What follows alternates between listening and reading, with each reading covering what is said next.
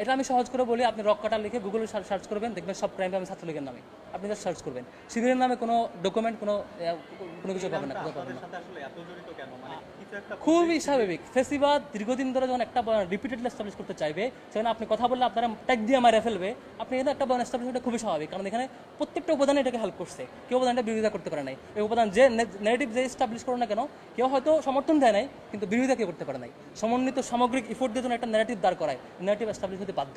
এখন এটা narrative right or wrong, এটা সিদ্ধান্ত দিবেন আপনারা। আপনার সাংবাদিকরা যারা আছেন তারা যাচাই করবেন, অ্যানালাইসিস করবেন যেটা সত্য কিনা। এটা আপনার দায়িত্ব। এই যে একটু আগে বলেছি, এই ছাত্ররাজনী ফরম্যাটে থাকবে, ইউনিভার্সিটি কোনো ব্যাপারে সিদ্ধান্ত দেওয়ার অথরিটি ছাত্ররাজনীর থাকবে না। এটা ডিফাইন করবে ইউনিভার্সিটি প্রশাসন, তারপর ছাত্ররাজনীর একটা পরিবর্তিত রূপ, সুন্দর একটা রূপ আসবে। 2009-8 সালের নির্বাচন পরবর্তী যখন আওয়ামী লীগ ক্ষমতা আসে, তারা এখানে তাদের ফেসিবাদ কায়েমের কিছু ব্যারিয়ার মনে করেছে। আপনি দেখবেন যে প্রথমে হচ্ছে সেনা হত্যাকাণ্ড বিডিআর বিদ্রোহের নামে। এটা প্রথম ব্যারিয়ার হচ্ছে সেনাবাহিনী, নির্দেশপ্রেমী সেনাবাহিনী এদের ব্যারিয়ার হতে পারে, এদেরকে প্রথমে হত্যা করেছে। আর সেকেন্ড, আমি যেটা বিশ্বাস করি যে সেকেন্ড ফেসিবাদ কায়েমের সবচাইতে শক্তিশালী বাধা মনে করেছে ছাত্র শিবিরকে। এই জন্য প্রথম থেকে ছাত্র শিবিরের উপর অ্যাটাক করেছে। দেশব্যাপী এমন কোনো লেয়ার নাই যে লেয়ারে ছাত্র শিবিরের অ্যাটাক হয় নাই। আপনি দেখবেন যে খুবই তৃণমূল পর্যায়ে আমি অসংখ্য ভাইকে দেখেছি যে সে নামাজ পড়ছে, ওখান থেকে ধরে নিয়ে গিয়ে বলছে যে অস্ত্রসহ গ্রেফতার, গিয়ে করছে। মানে একটা ছাত্র সংগঠনের কেন্দ্রীয় সভাপতিকে বিনা অভিযোগে, বিনা অপরাধে 56 দিন টানা রিমান্ডে রেখেছে, কেউ কিছু করতে পারে নাই। আপনারা হলগুলোতে গেলেই দেখবেন যে আমাদের ব্যাপারে আমরা সভাপতি সেক্রেটারি দুজনেই পরিচিত হওয়ার পরে অলমোস্ট পজিটিভ, পুরোপুরি পজিটিভ, কারণ আমরা এদের সাথে ছিলাম। এমন না, অনেকেই ফেসিবাদ দুইটা জিনিস কায়েম করছে, আমি আপনাদেরকে ক্লিয়ার করি।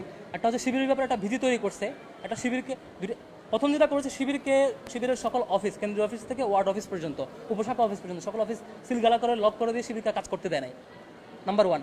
নাম্বার 2 হচ্ছে জনগণকে ডিটাচ করার পরে, নাম্বার 2 হচ্ছে শিবিরের ব্যাপারে একটা শিবির ভীতি তৈরি করেছে, শিবির ফোবিয়া তৈরি করার চেষ্টা করেছে। আমাদের অ্যানাউন্সমেন্টের পরে, আমাদের পরিচয় আসার পরে শিক্ষার্থীরা বরাবরের মতো এই পুরো বয়ান একেবারে ভেঙে গেছে, কারণ আমি তো তাদের সাথেই ছিলাম, আমি তাদের সাথেই হলে ছিলাম। আমার ব্যক্তিত্ব, আমার আচরণ দীর্ঘ 5 বছর খুঁটে যারা অ্যানালাইসিস করার সুযোগ পেয়েছে, তারা নতুন করে কিছু ভাববার সুযোগ নাই, তারাই ফিডব্যাক দিচ্ছে অনলাইনে, আপনারা দেখতে পারেন। অলরেডি যে আমাদের আত্মপ্রকাশটাই, আমাদের ব্যাপারে যে প্রকাশিত হওয়াটাই একটা বড় উদ্যোগ।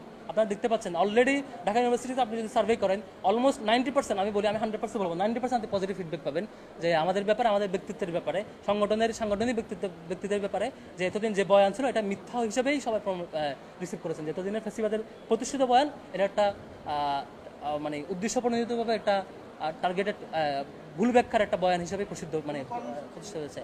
আমরা অ্যানাউন্স করব।